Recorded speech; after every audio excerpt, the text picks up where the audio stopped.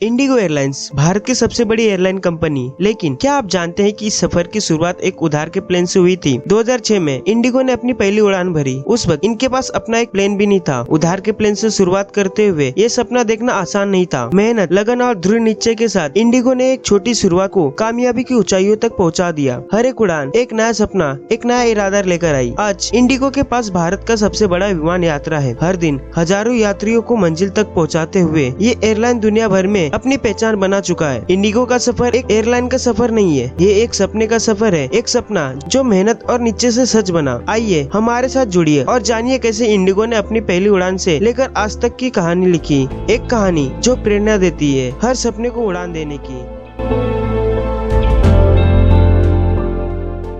1984 का साल था। दिल्ली के रहने वाले राहुल भाटिया कनाडा से इलेक्ट्रॉनिक इंजीनियरिंग की पढ़ाई कर भारत लौटे थे। वह कनाडा की नॉर्डन कंपनी के साथ मिलकर भारत में टेलीकॉम बिजनेस शुरू करना चाहते थे। इस सपने के साथ वह भारत लौटे थे। उस दौरान भारत सरकार विदेशी टेक्नोलॉजी के पक्ष में नहीं थी, इसलिए उनका यह सपना अधूरा ही रह गया। राहुल एक मिडिल क्लास फैमिली से थे। उनके पिता दिल्ली एक्सप्रेस नाम से एक एयरलाइन टिकट बुकिंग एजेंसी चलाते थे। इस एजेंसी को उनके पिता ने 1964 में 9 पार्टनर के साथ मिलकर शुरू किया था। दिल्ली एक्सप्रेस में कुछ पार्टनर की धोखाधड़ी और पिता की बिगड़ती तबियत को देखते हुए राहुल की एंट्री फैमिली बिजनेस में हुई। इस बीच 1992 में भारत सरकार ने एयरलाइंस के लिए प्राइवेट लाइसेंस देने की शुरुआत की। इस वजह से कई प्राइवेट कंपनियां एविएशन इंडस्ट्री में आ रही थी। राहुल इस इंडस्ट्री में आना तो चाहते थे, लेकिन उन्हें इसकी हड़बड़ी नहीं थी। राहुल ने वक्त लिया, बेहतर रणनीति बनाई और उसके बाद एविएशन मार्केट में कदम रखा। एयरलाइंस बिजनेस के लिए उन्हें एक पार्टनर की जरूरत थी, जो आगे चलकर बने NRI राकेश गंगवाल। राहुल की राकेश से पहली मुलाकात काम के लिए ही हुई थी। राकेश अमेरिका में यूनाइटेड एयरलाइंस से जुड़े हुए थे। राहुल की कंपनी इंटेल ग्लोब ग्रुप इसी यूनाइटेड एयरलाइंस की भारत में जनरल सेल्स एजेंट थी। बार बार होने वाली मुलाकात की वजह से दोनों की दोस्ती बढ़ती गई। एक दिन राहुल ने राकेश से अपनी एयरलाइंस कंपनी खोलने की बात की और दोनों इसका प्लान बनाने में जुट गए। राकेश गंगवाल दशकों से एयरलाइंस में काम कर रहे थे। उन्होंने IIT कानपुर से मैकेनिकल इंजीनियर और वॉर्टन से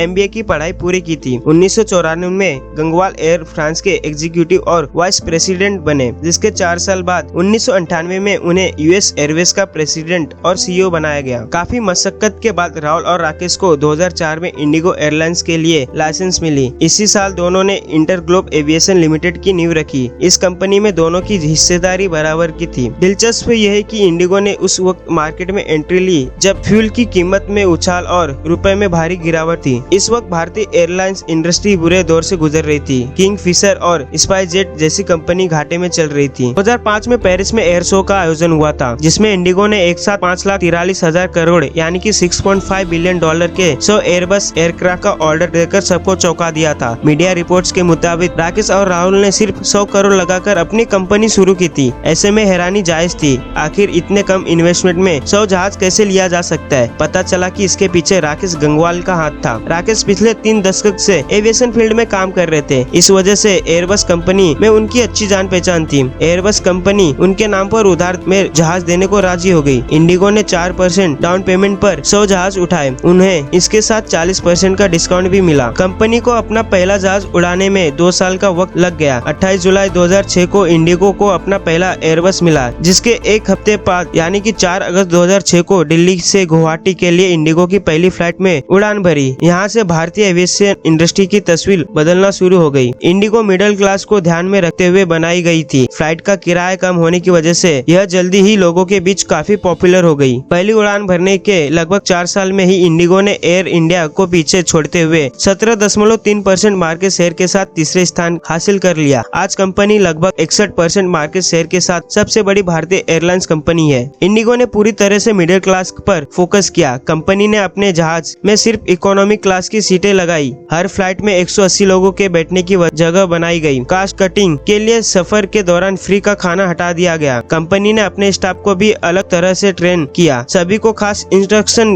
दिया गया। 25 मिनट के अंदर जहाज फिर से उड़ान के लिए तैयार हो जाना चाहिए। ग्राउंड स्टाफ को भी ट्रेनिंग दी गई। वह 6 मिनट के अंदर सभी पैसेंजर को जहाज से उतार देते। पैसेंजर के लगेज को 10 मिनट के अंदर लोड और अनलोड कर दिया जाए। इस स्टडी की वजह से आज भी इंडिगो की फ्लाइट्स दूसरी एयरलाइन की तुलना में ज्यादा उड़ान भरती है। इंडिगो के लगातार बढ़ते कद को देखते हुए राकेश गंगवाल ने इसे तेजी से आगे बढ़ाना चाहा। उन्होंने फरवरी 2018 में बताया कि वित्तीय वर्ष 2019 में इंडिगो अपनी क्षमता में 52% का इजाफा करेगी, यानी कंपनी अपने बेड़े का आकार 155 से बढ़ाकर 250 एयरक्राफ्ट करने जा रही है। इसको लेकर कंपनी के तत्कालीन प्रेसिडेंट आदित्य घोष ने सीधे विरोध किया था। राहुल भी जल्दबाजी न दिखाते हुए सावधानी के साथ आगे बढ़ना चाहते थे। इस कारण धीरे धीरे दोनों के बीच असहमति बढ़ती चली गई। राकेश इंडिगो के कोऑपरेटिव गवर्नेंस से नाराज थे। उन्होंने इंडिगो की तुलना पान की दुकान से कर दी थी। इसके जवाब में राहुल ने कहा था, राकेश ऐसा कभी मामला पेश नहीं कर पाए जिससे इंडिगो को नुकसान का पता चलता हो। सच तो यह है कि मेरी पान की दुकान अच्छी चल रही है। लंबे चले विवाद के बाद 2022 में राकेश गंगवाल ने एयरलाइंस के बोर्ड से इस्तीफा दे दिया था। उन्होंने बीते साल अपने कुछ शेयर भी बेच दिए।